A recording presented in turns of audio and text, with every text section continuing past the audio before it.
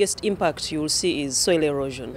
Retreat of glaciers, and the retreat of glaciers implies water shortages. Insects and diseases are moving into the higher altitude areas. And so what the farmers are then doing are having to go higher and higher up the mountains.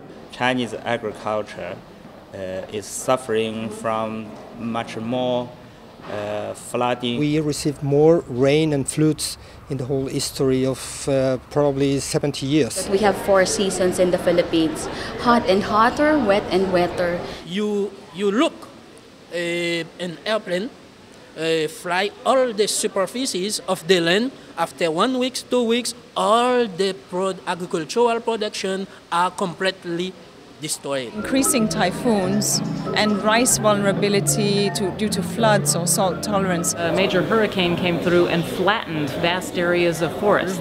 We had corn that was hard. It was very difficult to make maturity because it was a cool, wet, backward year. For most farmers in the world, it will require substantial adaptation to deal with changes in precipitation. We will have to change and not be depending on the rains, because the rains have become unpredictable. Creative financing and how you can use climate financing to drive intensification. I need long-term risk programs that will allow me to maintain my stability in the marketplace. Well, farmers are going to have to change the way they practice agriculture. And what kind of changes they need to do depend upon where they're located. And unfortunately, we don't have any specific guidance today to individual farmers in individual countries. Break down the silos and have more integration at policy level and at implementation level among different sectors. You need to have databases that look across mitigation adaptation. Agriculture is the single and most aggressive driver of deforestation. So we have to look at how do we reduce that pressure from agriculture. Development of financial incentives to train our farmers and to put in place policies that are environmentally sustainable but also economically sustainable. We need that work program to become the starting point for the rest of the future and to illustrate to the folks that don't understand agriculture that we have concrete actions to bring. If there is no agriculture in the policy framework, it is not a deal for Africa. Have that commitment to agricultural research.